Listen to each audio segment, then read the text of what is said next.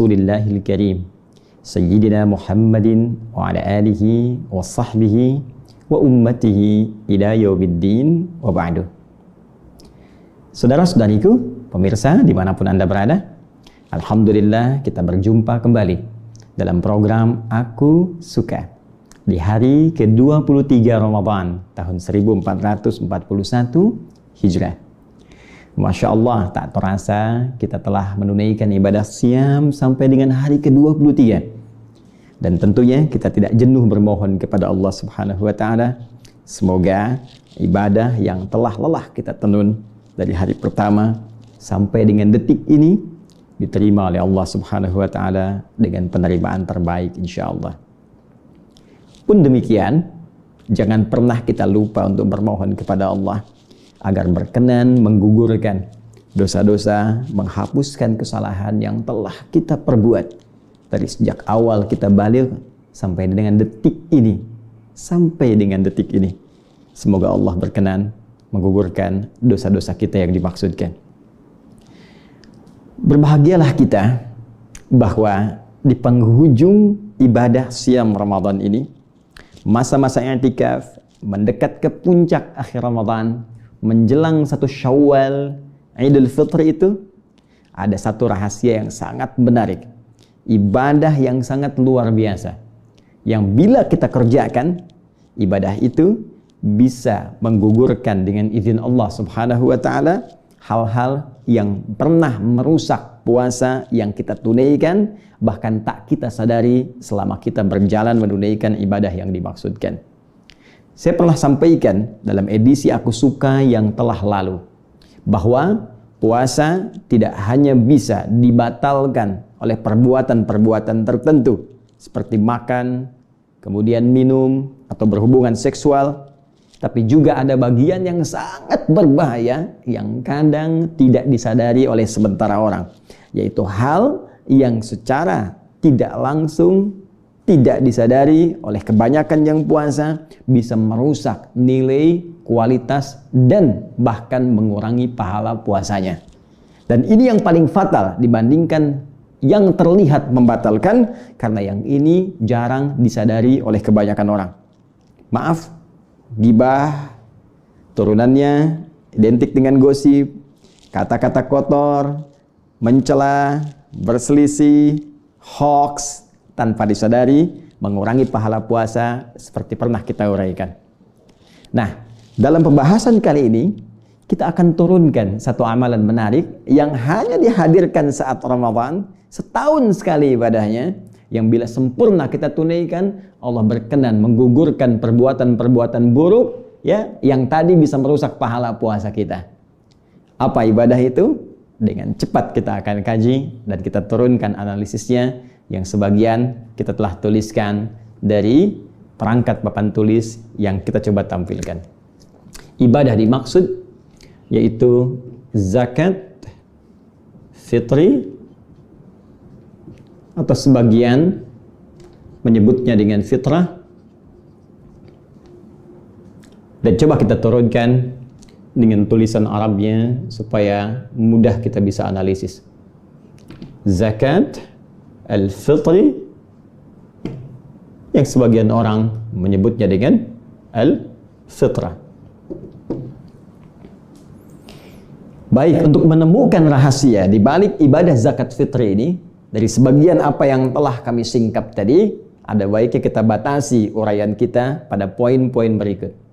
Kita akan lihat apa definisi pengertian dari zakat fitri atau zakat fitrah ini.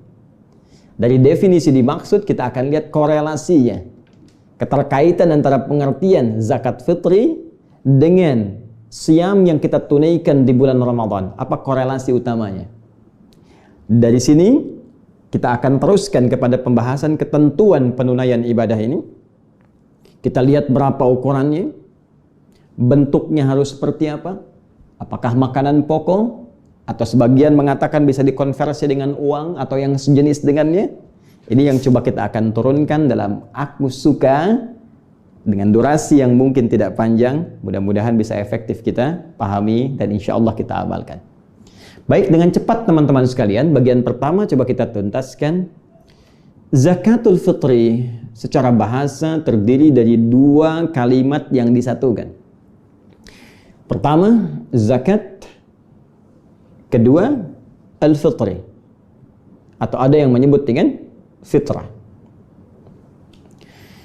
Baik, zakat secara cepat dia memiliki beragam makna secara etimologis, ya, dalam pendekatan gramatikal bahasa Arab. Dan menariknya, makna ini diisyaratkan dengan tegas dalam turunan ayat-ayat Al-Quranul Karim, juga keterangan Nabi SAW dalam hadis-hadis beliau.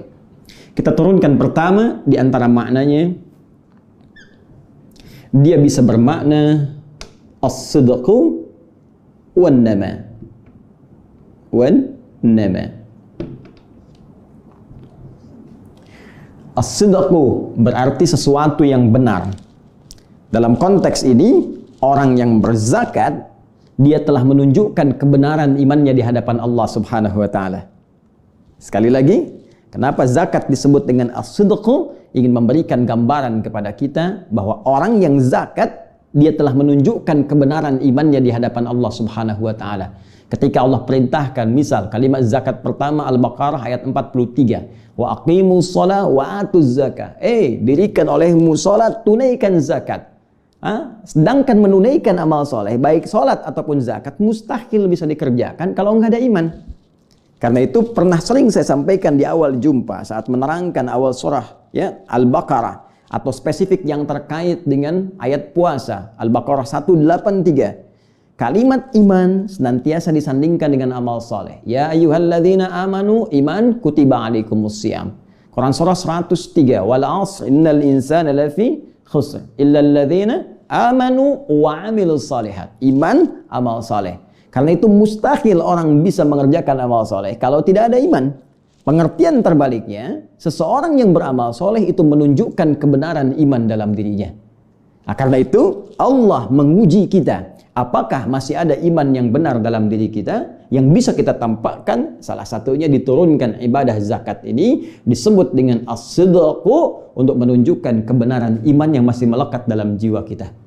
Karena itulah turunan dari as-sidqu ini ada yang disebut dengan sedekah. Ya, sedekah. Jamaknya disebut dengan sedaqat. Baik. Dan dalam beberapa turunan ayat Al-Quran, zakat disebut dengan sedekah. Baik, kita lihat misalnya, saat zakat akan diambil, ya, zakat akan diambil dari orang yang telah memenuhi kualifikasinya, disebutkan di Quran surah ke-9 ayat 103. Khudh min amwalihim sadaqah. Masya Allah. Ya, kata Allah, ambil dari harta yang telah mencukupi. Ini konteks zakat mal, ambil dari harta yang telah mencukupi sesuai kualifikasi. Baik nisabnya, haulnya, ambil dari harta mereka itu sedekah. Yang dimaksud sedekah di sini zakat. Kaitan dengan mal disebut dengan zakat mal. Kenapa disebut dengan sedekah? Salah satunya yang memberikan gambaran ketika dia mengeluarkan harta itu, maka ini menunjukkan benar imannya. Dalam pengertian lain, maaf, kalau ada orang yang sudah wajib zakat, memenuhi kualifikasi, tapi nggak mau menzakatinya, tidak mau mengeluarkannya, sengaja menunda-nunda, bahkan sudah menjelang harus dikeluarkan, ini 85 gram sudah siap dikeluarkan, haul mau datang, tinggal sehari lagi, besok waktunya keluar, dibelanjakan masnya, dikurangi 1 gram, supaya nggak keluar zakat. Maka sikap seperti ini, perilaku demikian menunjukkan ada masalah dengan imannya. Ketika seorang sengaja menunda zakat, atau dia sengaja mengulur-ngulur, bahkan tidak mengeluarkannya, ini menunjukkan persoalan dalam imannya. Karena itu yang paling menarik, diambil zakat ini menggunakan kalimat sedekah, dikeluarkan pun menggunakan kalimat sedaqat dalam bentuk jama'. Lihat Quran surah ke-9 ayat ke-60. Allah sampaikan innamas sadaqatu lil fuqara wal masakin, dan seterusnya ayat. Ya, sungguh zakat itu hanya boleh dikeluarkan kepada golongan-golongan berikut dalam konteks zakat mal. Ketika dikeluarkan disebut dengan kalimat iman. Artinya mengeluarkan kita zakat, ya, Allahu Akbar. Ketika datang petugas kita keluarkan menunjukkan benarnya iman kita. Ketika disalurkan pun pada orang yang berhak menerima, itu menunjukkan penguatan kepada iman kita. sekaligus menunjuk pada aspek manfaatnya yang sangat banyak. Baik, satu. Juga disebut an-nama. Ya, as-sidqu wan-nama. An-nama berarti tumbuh, berkembang. Banyak. Ingin memberikan dua makna sekaligus. Maka orang yang zakat itu hartanya bukan berkurang, tapi sesungguhnya dilipat gandakan oleh Allah Subhanahu wa Ta'ala, bisa dalam bentuk pergantian langsung di tempo tertentu pada saat ia memerlukan, atau juga bisa dalam bentuk aktiva yang ketika kembali kepadanya bukan dalam bentuk seperti yang ia keluarkan berupa uang, mungkin bisa dijaga dari sakit, mungkin bisa dijaga dari musibah khusus yang mungkin menimpa, ya, musibah khusus yang mungkin menimpa, yang dengan izin Allah Subhanahu wa Ta'ala dihilangkan karena amalan yang telah ia kerjakan. Yang kalau sakit biayanya bisa senilai dengan itu, atau misalnya kalau sulit dia bisa mengalami kerugian 10 kali lipat dari itu, dan sejenisnya. Dan yang paling menarik, ini juga bisa mencakup teman-teman sekalian, bukan sekedar aspek materi, tapi juga pahala. Saya ulang, pahala. Nama tumbuh, berkembang, banyak. Orang yang mau zakat dengan hartanya, maka dia akan mendapatkan penambahan atau limpahan pahala dari orang-orang yang tidak mengeluarkannya. Yang saya maksudkan, dia mendapatkan limpahan pahala dibandingkan orang yang tidak mengeluarkannya. Orang yang tak mampu berzakat belum dapat pahala ini, orang yang bisa zakat mendapatkan limpahan pahala-pahala lebih yang tidak didapatkan oleh orang yang tidak melakukan amalannya. Baik. Ini poinnya. Berapa jumlahnya Ustaz? Minimal 10 kali lipat. Dari mana tahunya Ustaz? Kaidah umum Quran surah ke-6 ayat 160. Man jaa bil hasanati ya falahu asyru amthaliha. Siapa yang mengerjakan satu perbuatan baik bernilai pahala. Al-hasanah, perbuatan baik yang punya nilai pahala. Ya, karena itu zakat masuk hasanah. Salat pun masuk hasanah. Dari mana taunya Ustaz salat masuk perbuatan hasanah? Buka Quran surah 11 ayat 114. Aqimis salata tarafayn nahar wa zulafan minal lail innal hasanati yudhibnas sayyi'at. Ya, tunaikan salat pada saat di kedua waktu-waktu siang, ya, baik itu zuhur kemudian ke asar, kemudian sampai dengan ke malam sampai ke subuhnya. Sungguh jika engkau tunaikan salat-salat itu, itulah perbuatan hasanat yang antara salat satu kedua bisa menggugurkan dosa-dosa kecil yang pernah dikerjakan, ya, selain dosa-dosa besar atau al-kabair.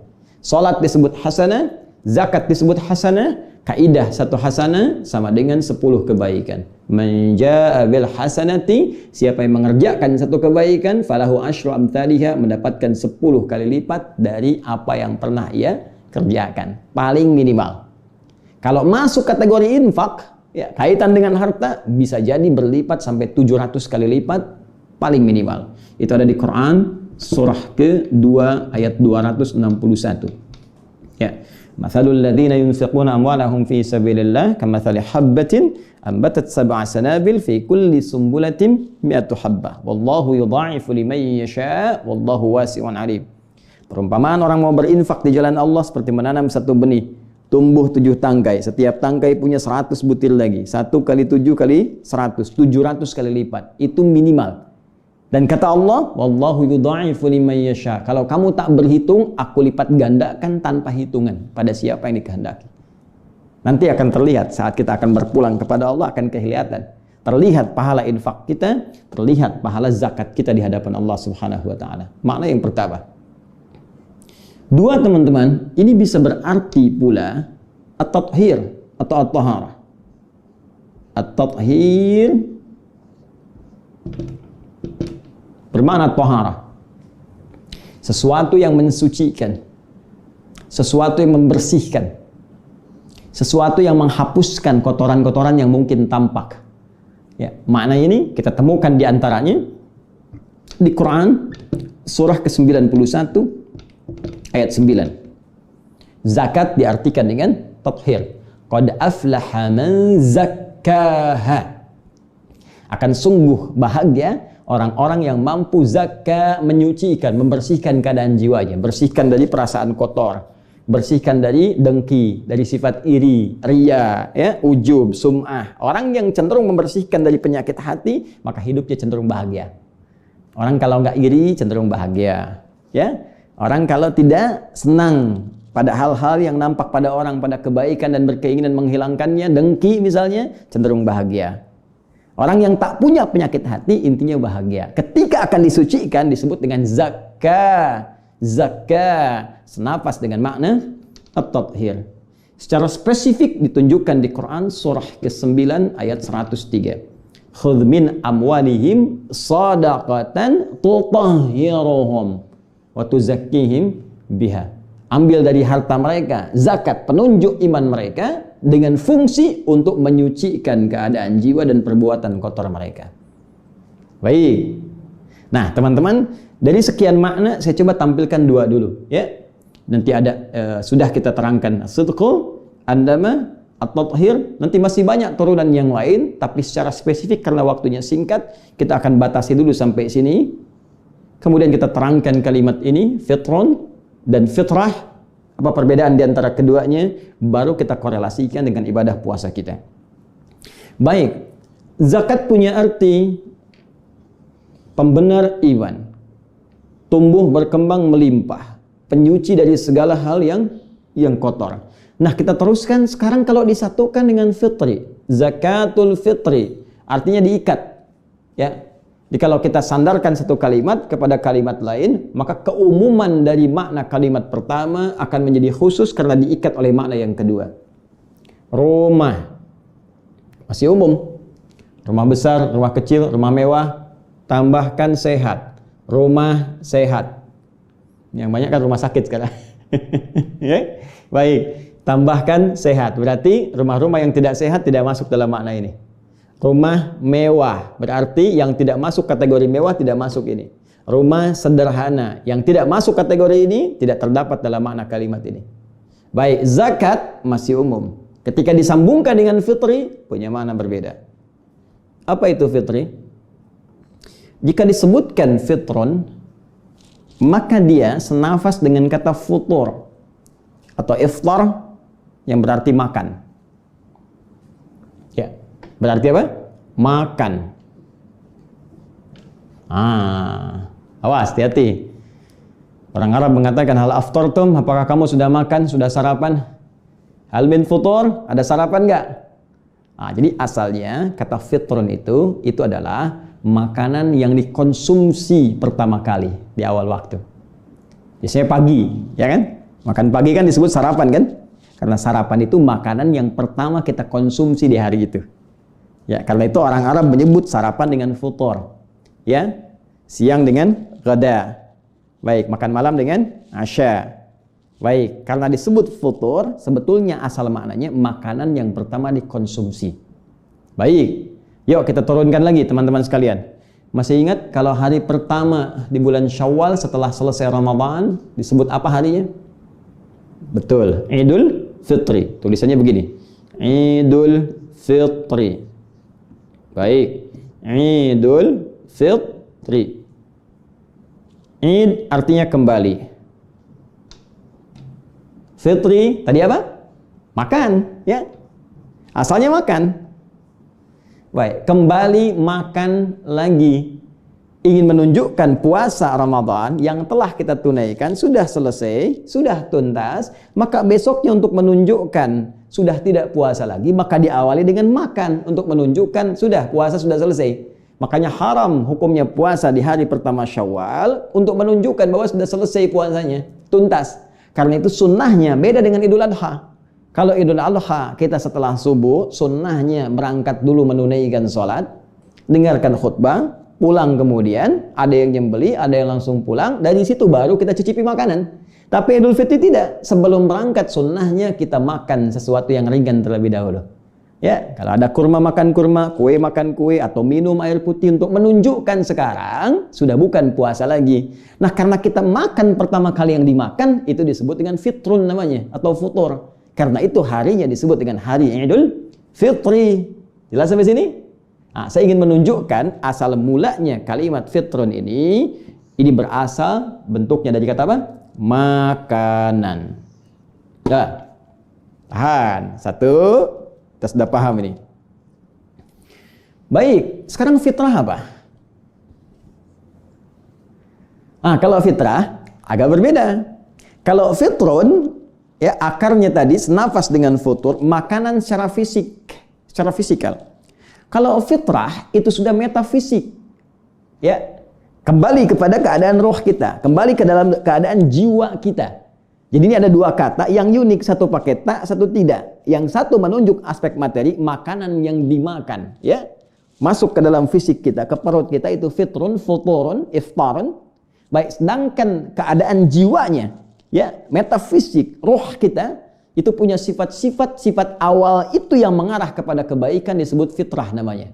Ya. Jadi fisik butuh makanan, disupport namanya futur atau fitrun, fitrah pun butuh makanan yang tak boleh dirusak. Jadi kalau maaf Anda mengonsumsi makanan yang tidak sehat, makanan basi dimakan, fisik bisa sakit. Fitrah juga sama, kalau Anda mengonsumsi hal yang salah, perilaku yang salah, kata-kata yang salah, ya, tindakan yang keliru, perbuatan yang maksiat, maka itu bisa merusak fitrah yang cenderung kepada kebaikan. Karena itu agama, din itu termasuk fitrah. Karena semua konsep dalam din itu mengajak pada kebaikan. Jadi mustahil ada orang beragama perilakunya buruk, mustahil. Mustahil. Ya, coba buka Quran surah ke-30 ayat 30. Quran surah 30 Ar-Rum ayat 30. Fa'aqim wajhaka lid-dini hanifa. Kata Allah, coba kamu hadapkan dirimu, ikuti maksudnya semua tuntunan dalam ad-din dengan cara yang benar, cara yang lurus. Benar aja diikuti. Ya, kalau sholat yang benar. Ya, kalau puasa yang benar. Pokoknya ikuti dengan benar. Fa'aqim wajhaka lid-din. Nih, ad-din. Apa itu ad-din, Ustaz? Ya, apa itu ad-din? Ditafsir di Quran surah ketiga ayat 19. Paling kiri agak ke atas sedikit. Inna dina, sungguh din yang dimaksudkan oleh Allah itu indallahi al-Islam. Al-Islam. Jadi kalau kita buat persamaan, ad-din sama dengan al-Islam. Di ayat ini dikatakan fa'aqim wajhaka lid-din. Kamu hadapkan dirimu, tunaikan ketentuan ad-din dengan benar. Apa maksudnya? Islam. Bahasa singkatnya, coba berislam dengan benar. Berislam dengan lurus, tunaikan sesuai dengan ketentuan yang telah Allah tetapkan, yang Rasul telah ajarkan, diteruskan oleh para pemahaman ulama kita, sesuai petunjuk dari Nabi Sallallahu Alaihi Wasallam. Kerjakan dengan benar itu semua. Apa di antara turunan pekerjaannya? Aktivitasnya apa?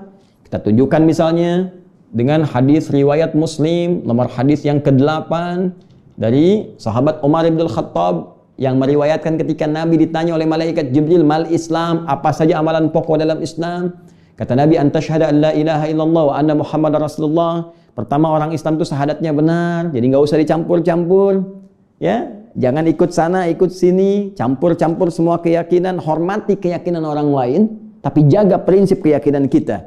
Dan saling menghormati itu wujud toleransi yang paling sempurna tanpa harus mencampurkan satu dengan yang lain. Kemudian apa setelahnya? Wa tuqimas shalah, tunaikan salat, wa tu'tiya zakat, keluarkan zakat, salat yang benar. Makanya kalau orang salatnya benar, diikuti dengan benar, dia jadi orang baik. Karena itulah muncul keterangan di Quran surah ke-29 ayat ke-45. Innas salata tanha 'anil fahsya wal munkar. Sungguh kalau orang salatnya benar akan terbebas dari dua sumber keburukan. Satu fahsya, dua mungkar. Gak ada yang lain. Kata-kata kotor, jorok, gosip, pornoaksi, pornografi, fahsya. Korupsi, merampok, membunuh, membegal, menipu, segala rupa, mungkar. Jadi kalau orang sholatnya benar, mengikuti syariat dengan benar, Islamnya benar, dinnya benar, jadi orang baik. Nah, belum selesai ayatnya. Fitratallahi allati fataran nasa 'alaiha. Itulah fitrah yang Allah tetapkan pada setiap manusia tanpa kecuali. Jadi kalau manusia itu, maaf, kembali kepada fitrahnya, pasti jadi orang benar. Pasti jadi orang lurus. Bagaimana cara menghadirkan kebenaran itu? Ikuti petunjuk agama dengan benar, yang dimaksudkan Islam. Ikuti syariatnya, ikuti tuntunannya, ikuti arahannya. Maka kita bisa simpulkan, fitrah itu adalah nilai-nilai kebenaran. Jujur itu fitrah. Tawadhu, ya, rendah hati itu fitrah. Dermawan itu fitrah. Lembut itu fitrah. Karena itu nilai agama keseluruhannya mengajarkan pada nilai-nilai kebaikan itu. Nah, kalau ini kemudian dihambat atau ditutup bahkan dikotori dengan perbuatan maksiat, Seharusnya jujur jadi bohong, seharusnya lembut jadi kasar, seharusnya mencinta jadi mencela, seharusnya merangkul jadi memukul. Kok tiba-tiba belajar agama jadi pandai merhardik? Kok tiba-tiba belajar agama jadi pandai mencela? Katanya mau ta'lim tapi sama-sama saling berselisih. Maka di mana nilai-nilai fitrahnya? Maka ini yang harus dikembalikan. Nah, kalau kita jadikan kalimatnya menjadi zakatul fitri, ini kesini zakatul fitri ini berupa fisik makanan. Kalau fitrah berupa metafisik pada nilai-nilai kemuliaan yang melekat pada jiwa. Tadi ini kaitan dengan pembersihan jiwa, ini kaitan dengan aspek makanan. Apa yang akan saya terangkan sekarang setelah paham ini, zakat kalau dikaitkan zakatul fitri, maka ini menunjuk makna zakat terkait dengan makanan yang dikeluarkan berupa makanan. Tapi kalau kita katakan zakatul fitrah, itu artinya menunjuk pada fungsi zakatnya. Ketika dikeluarkan, maka akan cenderung melatih kita mengembalikan kepada fitrah yang benar. Ya, membersihkan. Zakat bermakna membersihkan, tathhir ini tadi. Maka dengan zakat ini kita akan dibersihkan dari keadaan-keadaan yang kotor, perbuatan-perbuatan yang buruk, sehingga dengan itu melimpahkan nilai-nilai kebaikan yang sebelumnya tertutup dalam pandangan kita. Baik, kalau sudah paham ini, yuk kita kaitkan dengan bagian kedua, apa korelasi zakat fitri dengan zakat fitrah serta hubungannya dengan siam Ramadan. Baik, sebelum ke sana, ayo kita simpulkan dulu sebentar. Jadi kalau ada yang menyebutkan zakat fitri, itu benar. Kaitan dengan bentuk objek pengeluarannya, materinya. Kalau disebutkan zakat fitrah juga, nilainya benar jika ingin dimaksudkan pada fungsi spiritualnya, metafisiknya terkait dengan pengembalian pada kesucian jiwa. Baik, sama saja dengan begini, Idul Fitri, Idul Fitrah. Cuma kan jarang ada yang menyebut Idul Fitrah. Adanya apa? Idul Fitri. Nanti kita lihat. Yuk cepat. Saat kita menunaikan puasa Ramadan, siam, maka di antara syariat yang ditekankan kepada kita, diwajibkan untuk menunaikan, ya, sepanjang memenuhi kualifikasinya, ada syarat-syarat terpenuhi, pokoknya ada, maka menjadi wajib untuk kita keluarkan. Dan ini hanya ada setahun sekali saat Ramadan, yaitu ibadah ini, zakatul fitri, atau disebut dengan zakatul fitrah. Apa korelasinya? Baik, mari kita baca dulu. Dari keterangan Nabi Sallallahu Alaihi Wasallam, kita ambil referensi langsung dari Nabi Sallallahu Alaihi Wasallam pada hadis riwayat Al-Bukhari. Nomor hadis 1506. Babnya, ya kalau nanti nomornya ada perbedaan, cari di babnya. Ya, mungkin Anda lihat di versi cetakan lain, atau kadang-kadang carinya ringkasan. Jadi kita kembali ke kitab, yang lain cari ringkasan, ini agak repot. Ya. Nah, cari di bab Shadaqatul Fitri. Shadaqatul Fitri. Babnya kitabnya kitab zakat, babnya bab Shadaqatul Fitri. Rawinya, ya, yang meriwayatkan sahabat Ibnu Abbas radhiyallahu taala anhuma. Qala, beliau menyampaikan, qala Rasulullah sallallahu alaihi wasallam. Ya, disampaikan Rasulullah sallallahu alaihi wasallam pernah bersabda. Bahkan beliau sendiri yang menginformasikan. Farada Rasulullah sallallahu alaihi wasallam. Rasulullah sallallahu alaihi wasallam pernah menyampaikan kepada kami tentang kewajiban zakatul fitri. Kalimat nabinya langsung menyebutkan zakat fitri. Ini. Awas, hati-hati. Hati-hati. Saya ulang, hati-hati, hati-hati, hati-hati. Ketika tadi saya jelaskan di awal perbedaan antara zakat fitri dengan zakat fitrah dari segi fungsi makna, dan hadis di sini menyebutkan kalimatnya dengan fitri. Farada Rasulullah sallallahu alaihi wasallam zakatul fitri. Ya, Rasulullah sallallahu alaihi wasallam pernah menyampaikan kepada kami tentang kewajiban zakat fitri. Apa artinya? Jumhur ulama membaca artinya kewajiban zakat ini diikat pengeluarannya dengan menggunakan makanan. Ini poinnya. Jelas ya? Ini poinnya. Awas, hati-hati. Baik, saya teruskan sebentar ya. Nanti akan ketemu nih maksudnya apa. Tathiran lis-shaimi, ya, sebagai pembersih, penyuci nih. Ya. Atau dalam bahasa yang lain, tuhratan lis-shaimi, sebagai penyuci, pembersih. Penyuci, pembersih lis-shaimi, bagi orang yang puasa. Awas, hati-hati, minal lagwi, dari perbuatan yang sia-sia. Awas. Warrafathi, kata-kata kotor. Masih ingat hadis pertama yang saya sebutkan?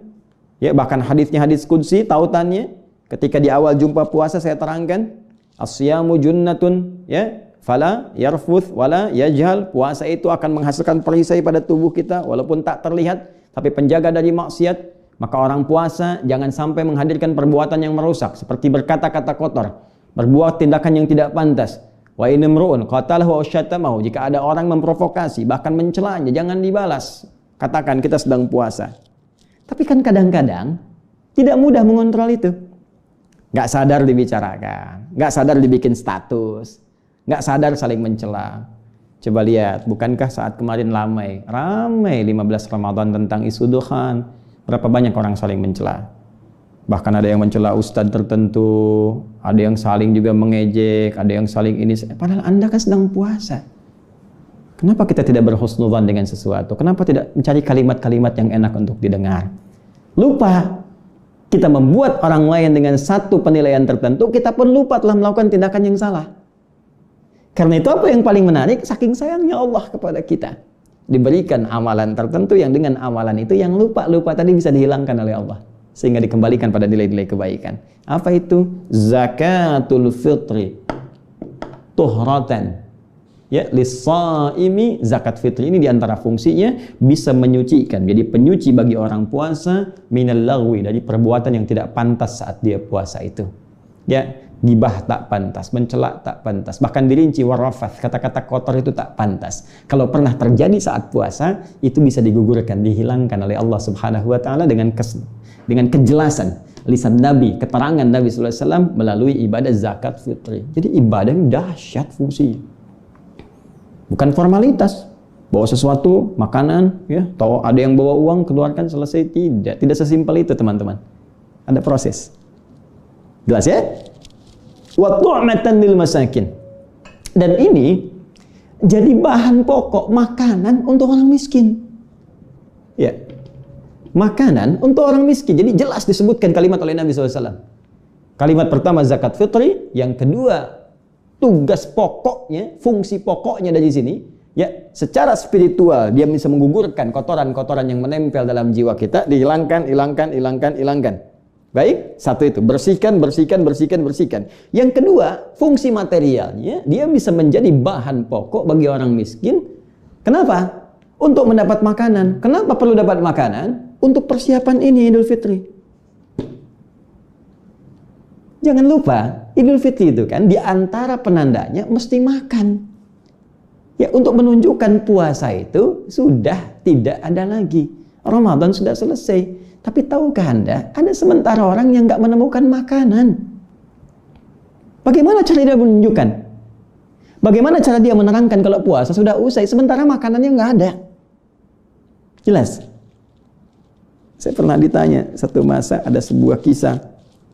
Seorang anak, ya, disampaikan,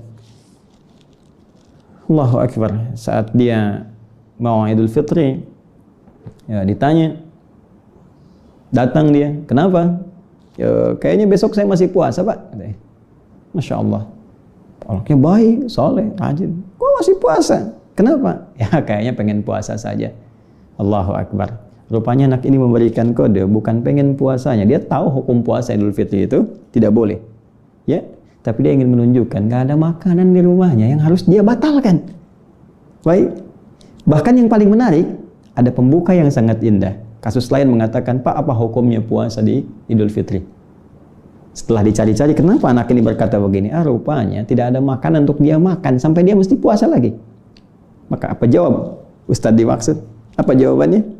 Dia katakan, hukumnya saya harus ngasih kamu makanan. Hukumnya saya harus ngasih kamu makanan supaya kamu bisa buka. Karena itu ingin saya tekankan di sini, yang pertama, pemaknaan zakat fitri lebih ditekankan kepada makanan untuk disalurkan kepada orang-orang yang kesulitan mendapatkan makan saat dia akan menjelang Idul Fitrinya. Karena itu teman-teman sekalian, saya ingin langsung kepada bagian ini, ketentuannya. Karena itu, saya ingin ambil dulu dari bentuknya. Jumhur ulama, khususnya di madhab Malikiyah, pengikut Imam Malik, madhab Syafi'iyah, Imam Syafi'i, madhab Hambali, mengikut Imam Ahmad bin Hanbal, dan sanadnya tersambung kepada Nabi sallallahu alaihi wasallam dalam konteks ini. Ya, jumhur bersepakat bahwa zakat fitri dikeluarkan dalam bentuk makanan. Jelas? Karena tujuan pokoknya untuk memberikan kesempatan pada orang yang tak dapat makanan supaya bisa makan dan membatalkan puasanya saat masuk hari raya itu. Jadi dalam konteks ini panitia penerimaan kalau ingin ikut yang jumhur ini, Anda bisa saja dari orang yang zakat mau ngasih zakat fitri bisa Anda terima dalam bentuk uang, tapi saat dikeluarkan kepada orang yang memerlukan itu sesuai kualifikasi hadis, tu'matan lil masakin, diberikan pada orang yang kesulitan mendapat makanan, maka keluarkan dalam bentuk makanan. Ya, maka dalam mazhab jumhur, terima dari orang zakat, boleh langsung menggunakan makanannya, atau dia titipkan uang kepada Anda pengelola, tapi uang itu Anda konversi dalam bentuk makanan untuk disalurkan kepada orang yang membutuhkan tadi. Jelas? Nah, bisa Anda misalnya kemas dalam bentuk makanan pokok. Ada berasnya, ada minyaknya, ada sardennya, ada macam-macam dan sebagainya, satukan, salurkan. Baik, ada pendapat kecil dari golongan mazhab Abu Hanifah, ya, yang beberapa ulama kontemporer juga ada yang sepandangan dengan itu, seperti Dr. Yusuf Al-Qardawi, ya, atau juga yang senapas dengan beliau mengatakan bisa saja dikonversi bentuk makanan itu kepada nilai uang karena melihat hajatnya, kebutuhannya, ya, dengan alasan bahwa teman-teman sekalian hajat hidupnya sekarang, ya, kadang banyak dapatkan makanan tapi pengiringnya yang sulit. Beberapa bagiannya. Maka golongan kedua ini berpendapat karena hajatnya dalam kondisi tertentu, uang lebih banyak dibutuhkan pada kalangan tertentu, maka boleh jadi ini bisa diberikan kepada orang yang menerima zakat tadi dalam bentuk uangnya. Hanya saya pribadi lebih cenderung mengkompromikan ini, cenderung pendapat pada jumhur tetap diberikan dalam bentuk makanan pokok, sedangkan aspek yang lainnya seperti mungkin ada pakaian yang dibutuhkan saat Id, atau aspek penunjang lain itu bisa Anda ambil dari pos infak, zakat mal, yang tentunya saat Ramadan pun itu terkumpul. Jadi Anda bisa satukan zakat fitri untuk makanannya, amplopnya dipisah dari pos zakat mal atau infak, satukan dengan makanan pokok, berikan kepada penerimaannya. Ya, berikan kepada orang yang berhak menerimanya. Maka itu akan lebih, menurut saya, melengkapi apa yang tadi diberikan pandangan di antara keduanya. Satu, bahasan terakhir, ya, ukuran. Ini menarik, kalau kita lacak lagi ke hadis Nabi sallallahu alaihi wasallam, ketika menunjuk ukuran, itu pun mengarah ke makanan lagi. Buka Abu Daud misalnya, hadis riwayat Abu Daud. Nomor hadis 1609. Nah, rawinya aja, rawinya Abu Sa'id Al-Khudri, ya, Abu Sa'id Al-Khudri.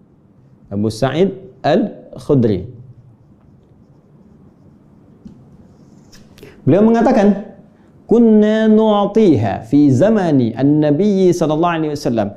Kami ini kalau sejak zaman Nabi selalu mengeluarkan zakat fitri itu min ta'amin, bentuknya selalu makanan. Ya.